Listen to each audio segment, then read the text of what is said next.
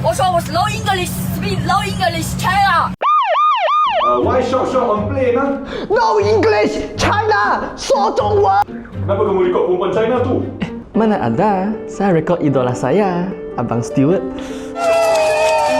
Hotnya. Mana dia? Did you score the flight attendant? No English. I tak tahu kenapa dia mau jerit kepada I. 必须的，满载了。 I macam biasa buat joget TikTok I untuk fans I ramai-ramai yang record saya, bukan record dia. I rasa dia fans I kot, sebab tu dia jerit kat muka I. Jangan lupa follow. Kenapa gaduh dengan China tu lama ah? Mana ada gaduh, dia cakap tentang itu World Cup mah. Lepas tu saya tanya dia siapa akan menang. Lepas tu dia cakap, low English speak low English China。 sebab itu kita cakap lama. Saya nak beritahu, China tak ada dalam World Cup. Saya mau pergi tandas saja. Mana tahu si Cina tu blok saya. Lepas tu polis datang juga blok saya. Ayo.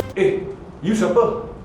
Saya pilot lah. Sekarang plane tak boleh take off. Pergi kencing pun tak boleh. Aduh.